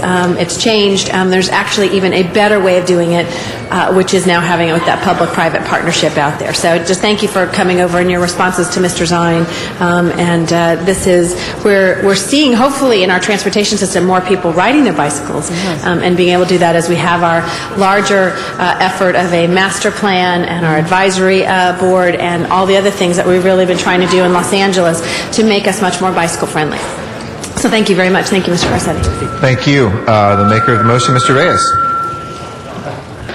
Thank you, Council President. Yes, I am the maker of the motion. I want to thank Dennis and Wendy for the hard work. Chief, your responses, I believe, shed a lot of light of what we don't have. I think what's crucial is that through your work and DOT, we have some recommendations that require that we work with the Los Angeles Unified School District and working with some kind of a process or a system that provides the information that allows us to identify these bicycles, inform the students, and inform the families. But I wanted to ask Michelle, have we had any discussion with the school district when we brought forth these recommendations as signed off by the Department of Transportation? You have that the City Council repeal LAMC 26, which required that all bicycles operated on public streets of the city be licensed by the city, and replace LAMC 26 with an ordinance which allows for the development of a bicycle licensing program administered by LAUSD Police Department if and when the district deems such a program feasible for the school system, then transfer any remaining funds in the bicycle licensing account to the Transportation Development Act, which provides funding for the development of bicycle facilities. In these recommendations, are we working in concert with LAUSD? When that report was initially written, that's about a 2.5-year-old report, we did have conversations with LAUSD, and at the time, LAUSD had a bike education guru, if you will. She is no longer in that role, and we have since learned from LAPD school police that they do not have an interest in taking on a bicycle licensing program. That said, we can still work with them on a child identification program with bicycling, but they're not interested in taking on the formalized licensing program. Okay, so if we repeal this law, what is formally in place that allows us to reach our goals and being more efficient while informing the children and the families about how they can identify themselves? Do we have anything formal before us? There will be nothing formal per law. This is the only thing we have per law that requires bicycle licensing per se. But we do have this ongoing education program. Safe Moves has been... Please hold my time. Safe Moves has been the contractor for the program for about 20 years now. They have a long history. They reach about a third to half of the middle schools every year, and they rotate through schools so they hit all of the children throughout LAUSD in the middle school program. So we can work with them, and we are continuing to work with LAUSD on various programs, but the formalized license programming, the way that is mandated by the state, is not an option that they're looking to work through. So this action today, does that eliminate LAMC, the code that requires the police department to fulfill its licensing obligations? Is that what we are doing today? If council chooses to do so, they will delete this from the current city municipal code, yes. Okay, and Chief Diaz, by repealing this, I'm assuming we can continue working with the LAPD and DOT to figure out a more efficient process that eliminates the inefficiencies as well as the resource issue in terms of what LAPD is doing today? Yes, sir. Repealing the section and advising our officers that we no longer enforce this, we no longer provide the service of the license, and we no longer enforce the law, that will in and of itself enhance efficiencies. We can work through our system of public education meetings, our email system to assist DOT with getting the word out to the public about the alternatives to achieving the same goals of the bicycle licensing program. I'd like to make an amendment to my own motion and ask for a report back, whether in 60 days or 90 days, that delineates what procedures and or processes will be put in place that allows us to fulfill our goals in informing the families and children about their responsibilities in identifying not only the bicycle, but for the care of the child and or the bicyclist, should there be an accident, be able to identify themselves and their bicycle. Is that something we can do, Ms. Murray? Certainly. Okay, so then we can fold in whatever we have available to us on the website. We can look at procedures that allows us to maybe require a form from those bicycle shops that sell bikes to give it to the customer and say, fill this out to identify the bike and yourself, and maybe require some kind of ID so that, like you suggested, on your helmet or on your bike, that gives the ability for those who are dealing with emergencies how to identify that person. What I was thinking we might look at developing is a brochure between LAPD and LADOT that discusses many of the methodologies that I just mentioned. We can also list some of the companies that do this stuff on their own and make those recommendations, and we can look at a distribution, through libraries, through the Safe Moves program, and through LAPD's children's programs. Can we shoot for 60 days? I can see if I can contract and get a draft, and I got to find some money, but yeah. Okay. So I want to thank you for your hard work, and I appreciate this dialogue, and I thank my colleagues for their input and getting to a place in which hopefully we can save lives as well as protect property and make the city family a little bit more efficient in how we do things. I want to thank also Mr. Baum and take this opportunity to thank you, sir, for your endless, tireless advocacy for bicyclists. And again, thank you, Michelle and Chief, for your hard work. Thank you very much. Thank you. Mr. Zine is our next speaker. Just to, Chief, you're going away too early. Chief Diaz, come on back. I just pulled up the website on it. It's in America and Canada. The National Bike Registry is $10 for 10 years, $25 family registration up to 5 bikes for 10 years. So what we need to do, and I don't know, it would be appropriate, the city attorney can recommend if there's other available opportunities, National Bike Registry, but there is a process where they can do it for 10 years at $10. And it's all done through the computer. So there is a resource available which is resolving the situation that I had, but we just need to disseminate that to our officers and to the community of Los Angeles. Yes, sir, and we will work with LADOT to make sure that we get the word out to everyone that needs to know. Great, thank you. Thank you. Thank you very much. We have Mr. Labange. Just wanted to stand, Chief, thank you for all your hard work that you're doing there. Michelle Mowry, we need to thank you more, but I really want to thank Alex Baum again, as Mr. Reyes did. Alex Baum is truly someone very special, a freedom fighter in World War II, an advocate for the mayors of Los Angeles, from Mr. Bradley to Mr. Reardon to Mr. Hahn and now Mr. Villaraigosa. It's all about cycling and safe cycling.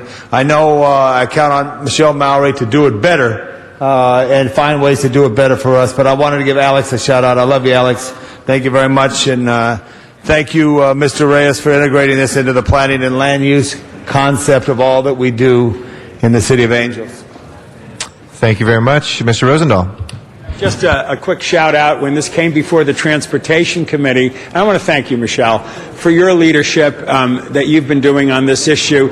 It didn't get much support over the years, but you're getting more and more support now. I'm a big believer, obviously, in the Bicyclist Bill of Rights as the next step. But when this came before our committee, we actually asked the LAPD to come up and explain, and they started scratching their head, and everybody realized the best thing to do is get rid of it and move forward. And I just want to thank your leadership for supporting that, and obviously my colleagues, all of them, who obviously believe the same way I do. It's a new day for people who ride bicycles, not just for sport, but also to get back and forth, and it's the most ecology-sensitive and health-sensitive strategy. They do it in Europe, and more as we go in a more sensitive way and change the culture of the car to the culture of everybody moving around, the better off we'll be. So it's a no-brainer, and thanks for your leadership on it. Thank you, Mr. President. Thank you. That is our last speaker on the council. If we can open the roll on this item, close the roll, and tabulate the vote. 15 ayes. That is approved, and we will send that forthwith. Thank you. And next item, please. Item 17, called special by Councilmember Parks. All right, Mr. Parks, item number 17. Yeah, thank you, Mr. President. I just would like to move the Budget and Finance Report with one verbal correction on number 5, recommendation 5, that the date should be changed to December 1st, 2008 through June 30th, 2009. Thank you. With that, let's go ahead and open the roll, close the roll, and tabulate the vote. 15 ayes. That is approved. Next item. Item 39, called special by Councilmember Hahn. All right, Ms. Hahn, item number 39. What is 39? Thank you, and I don't know if Ken wants to, if there's any feedback you want to give me. Colleagues, what we're doing with this item is hopefully including in our city's state and federal legislative programs support or sponsorship of legislation that would amend the federal regulations to extend the time frame of the allowable notification period relative to historic designations to local governments. Currently, obviously, if we put in our own applications for historical designation, it's a little bit different. But currently, if there's an application for something to become a historic designation, we're given 30 to 75 days to be notified, to have outreach done, and the state actually, out of that 75, they only give us 60 days. So currently, we really only get about 60 days to deal with an application of historic designation. And I think always the more outreach, the more time we have, the better we can take into account what a historical designation would mean, both positive, sometimes there's negative consequences from a historical designation. And I just feel like 110 days is a better ask, also to make sure that the state at least gives us the full 75 days that we currently are allowed under federal legislation. So this is just an opportunity for us to sponsor legislation that would do both those things. Amend it so that we have up to 110 days, but really more importantly, the state gives us all the time that we need. And this came to me when a historical designation application was put in San Pedro. There was a very short time frame in which to analyze it, reach out to neighborhood councils, interested stakeholders, and many people felt like it was rushed through. And I just want to prevent that. These are important things that we do when we designate something historical. They're important, they're long-lasting, they have intended and unintended consequences, and I'm always one of those that errs on the side of more time to research it, analyze it, and more importantly, get all stakeholders an ability to be notified on the process. So that's kind of what we're doing. Ken, I didn't know if you wanted to comment on that. Well, sure. Just briefly, Ken Bernstein with Office of Historic Resources in the Department of City Planning. We're very supportive of the resolution, appreciate it very much. This came out of a dialogue we did have last month here in Council. And just so the public is clear, this does not in any way change our processes for local designation for historic cultural monuments such as we had today for Griffith Park, but this affects our comment time for national and California register nominations, our ability as a local government to weigh in on those designations dealt with at other levels of government. And 60 days is not sufficient time when we're dealing with a national register nomination to involve the Cultural Heritage Commission, bring this on to council, and per our intergovernmental relations procedures also have the mayor sign on to the resolution while still notifying and involving neighborhood councils. So we very much appreciate the resolution to give us that additional time period, and I know the State Office of Historic Preservation and their staff is happy to work with us on this. Very good. So I think it's a good thing. And colleagues, I hope I can have your support on this item today. Thank you very much. You got it, Ms. Hahn. With that, let's go ahead and open the roll, close the roll, and tabulate the vote. 14 ayes. That is approved. Next item, please. Item 40, called special by Councilmember Hahn. Okay. Ms. Hahn, item number 40. Thank you, Mr. President. Colleagues, this is in relation to the Clean Air Act that we adopted in last year with both the ports of Long Beach and Los Angeles. It's very historic that we're doing that, and we're doing a number of things under that Clean Air Act, which will ultimately reduce the amount of emissions that are coming from the ports of Los Angeles and Long Beach. One of those initiatives is the low sulfur fuel initiative. I've said this before, it's always shocking that 20% of all the air pollution in the Los Angeles region comes from ships. A fact that a lot of people don't realize, and it's because of the fuel that they burn when they're coming into our port, as well as the fuel that they burn while they're in dock to keep their lights on while they load and unload the ships. We have known for a long time that low sulfur fuel with a sulfur content of no more than 0.2% will dramatically reduce the emissions that come into our air. But many of the shipping industry, particularly in bad economic times, were arguing that the low sulfur fuel cost more. So I must give hats off to the ports of Los Angeles and Long Beach. They actually agreed to enter into a program where they paid the difference between the current fuel that the ships were buying and using versus the low sulfur fuel, which was a little bit more expensive. But we still were finding that not all the shipping lines were participating. So we were wondering why, and what we're doing today is going to help address that.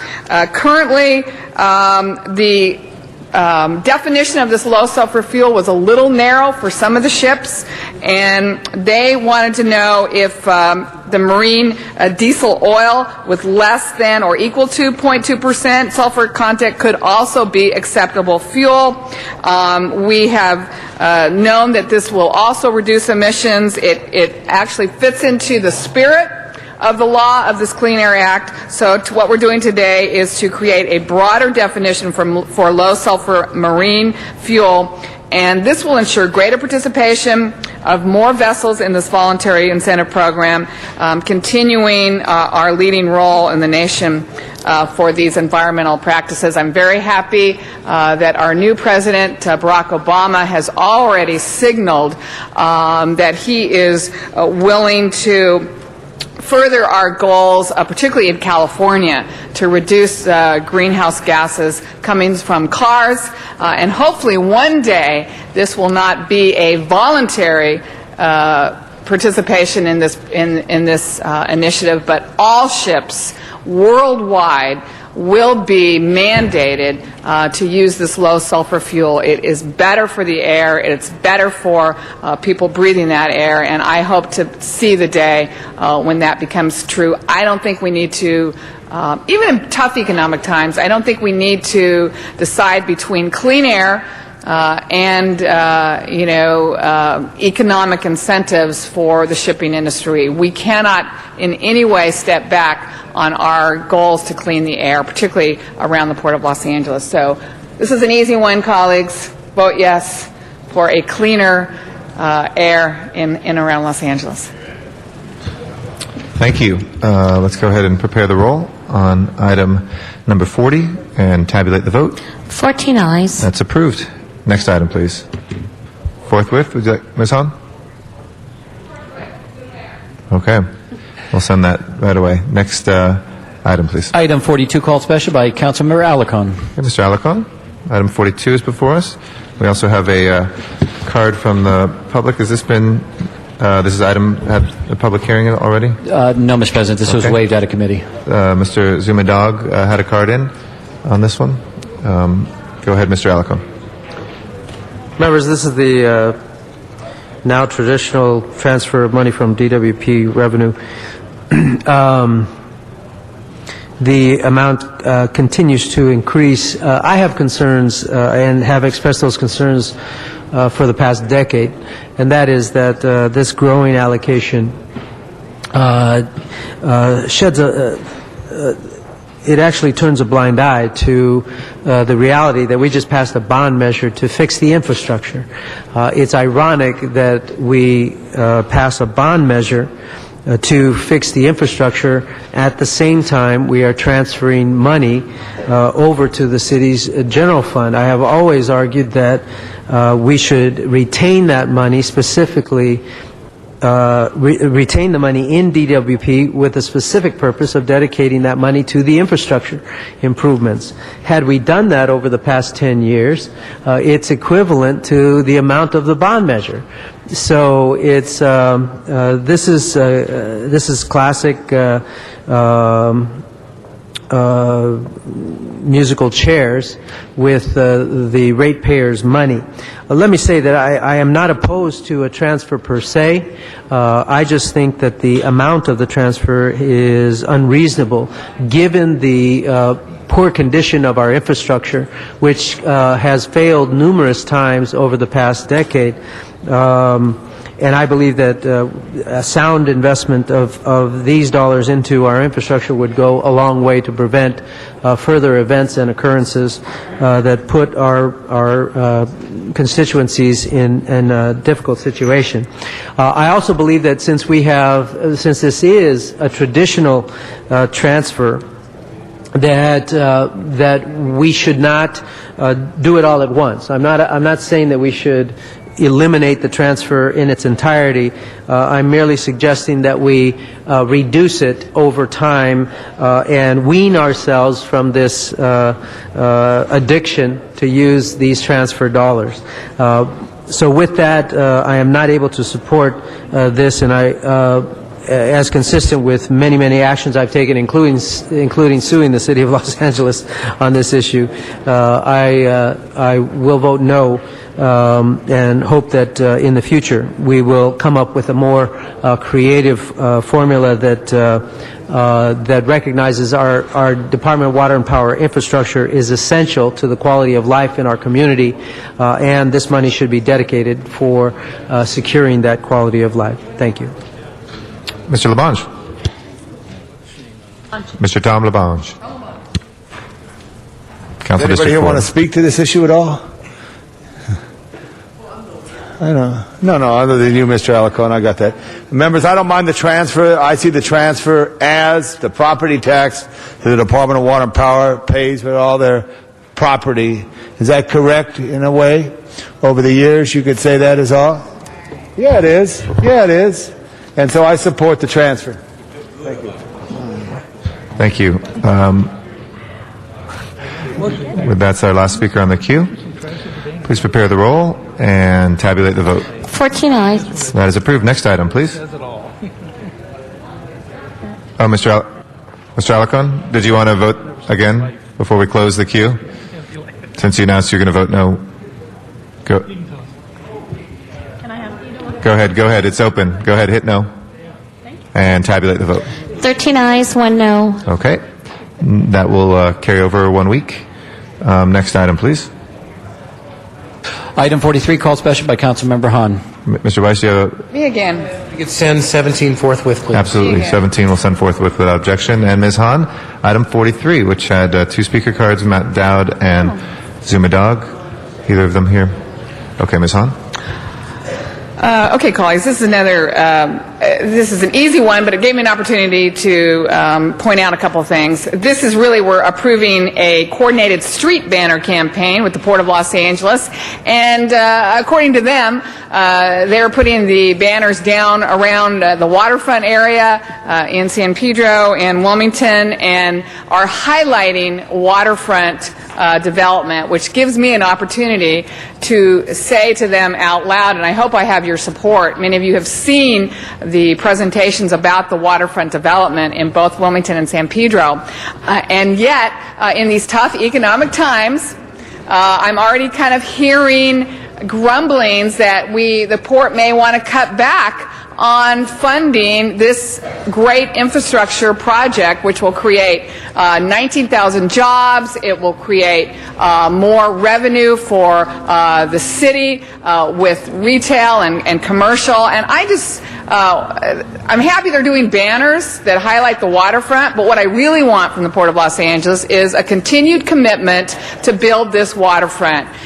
Folks, it's going to be tough times in Los Angeles. We know that. But for every 4% increase in tourism, we get $12 million to our general fund. Those are dollars that we are going to need in this tough time. And when the economy begins to pick up, we want an infrastructure down at Port Sakal, along the waterfront, that will encourage people who are taking stay vacations these days instead of spending money going other places to come to Los Angeles and spend their dollars on a beautiful waterfront. So I like the banners, but I hope I have your support to say that's not enough, is to put up some banners along the street. I want the commitment to continue to move forward with building a promenade, redeveloping Port Sakal Village, and creating the Wilmington waterfront so that the public can have access to its waterfront. So there, I said it. Thank you, Ms. Hahn, and let's make 2009 the year of the waterfront with your leadership. Thank you very much. And with that, let's go ahead and prepare the roll and tabulate the vote. 14 ayes. That is approved as well. Next order of business, please. Council has motions for posting and referral. Let's post and refer those motions. There are excuses on the desk. Councilmember Cardenas requests to be excused Friday, May 1st for city business. That meets council policy. All right, he's excused. Councilmember Perry requests to be excused to arrive at 11 a.m. on January 28th for city business. That meets council policy. She is excused.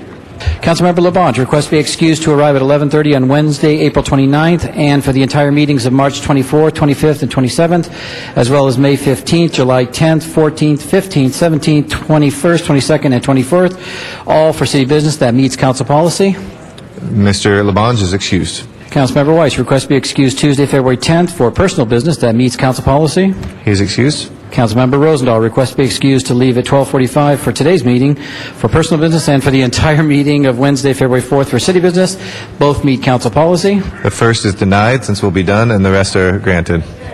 Councilmember Gruhl requests to be excused to arrive at 10:30 on Wednesday, February 11th for personal business. That meets council policy. She is excused. Councilmember Hahn requests to be excused Wednesday, January 28th for city business. That meets council policy. She is excused. Councilmember Garcetti requests to be excused to leave at 1 o'clock on Wednesday, January 28th for city business. A motion is required. We'll do our best to end before that, but I see Mr. Zine motion and Mr. Rosendahl second without objection. We'll grant that And excuse. Councilmember Zine requests to be excused to leave at 11:15 on Friday, January 30th for city business. That meets council policy. Mr. Zine is excused. That clears the desk.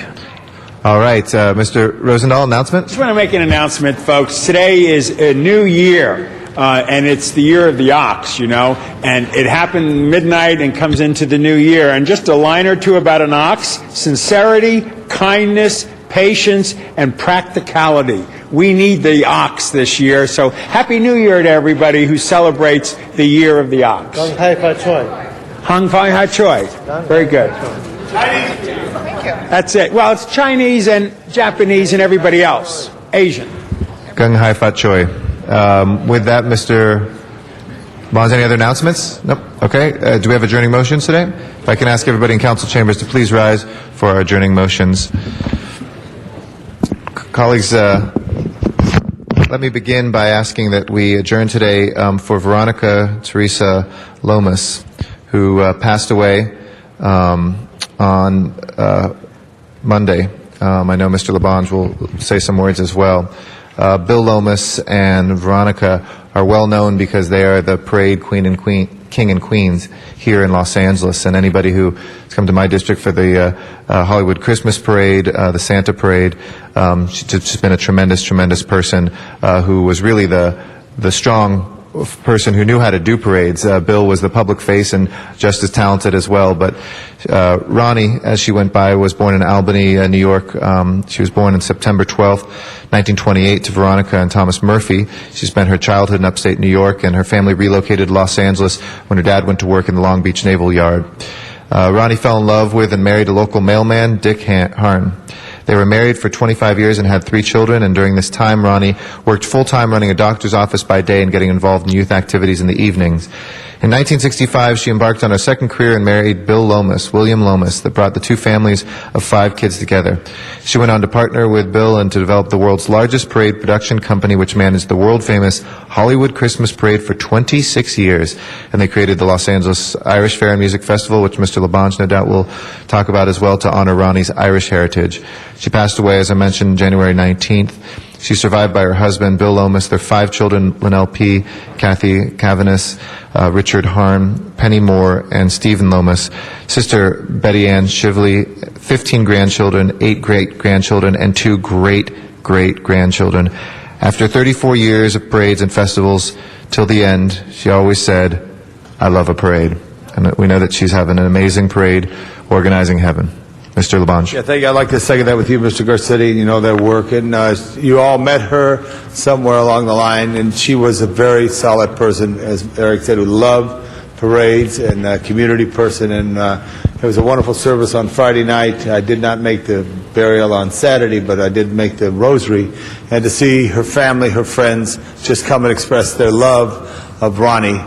She's at peace now. She was suffering, but she's at peace. God bless Ronnie Lomas. Absolutely. Thank you, Mr. Labange. Ms. Hahn. Thank you. First of all, we will adjourn our city council a later date on an entire family. This morning, you may have heard about it on the news. A very obviously distraught father. We don't have all the facts in, but it seems it had something to do with termination of his employment. Shot his wife and their 5 children in Wilmington, and then killed himself. So we have quite a tragedy unfolding in Wilmington right now. So certainly our hearts and prayers are going out to any friends and family of that family. It's very, very, very sad.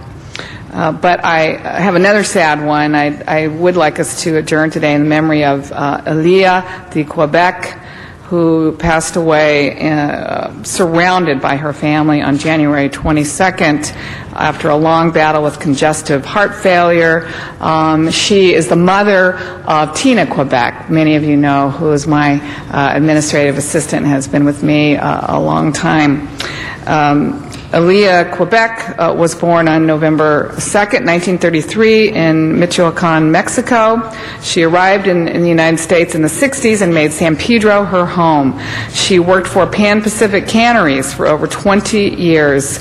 She brought lots of smiles and joy to so many people. She went on to enjoy retirement and made many new friends at the Wilmington VFW Senior Club and the San Pedro Wednesday Club. Elia loved to cook, travel, play bingo. She was preceded in death by her husband, Ralph Quebec, and her longtime companion, Richard Peck. She's survived by her daughters, Lupe, Bea, Celestina, Jacqueline, Celorio, Rafaela, and her son, Daniel Del Rio. And she has 13 grandchildren, 10 great-grandchildren.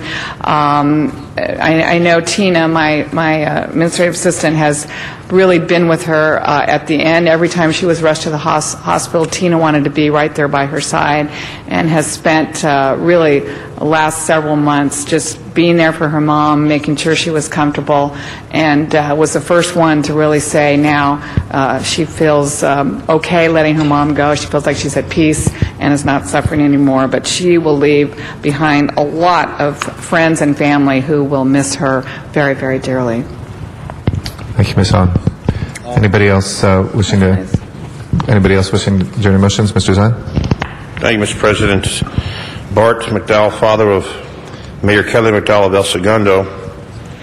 Bart was a prolific award-winning writer, inspired senior editor at the National Geographic magazine in Washington, D.C. for 32 years. Born in San Antonio, Texas, died Saturday, January 17th at his home in Maryland at the age of 85, surrounded by his children, gracious, witty, charming until his last breath.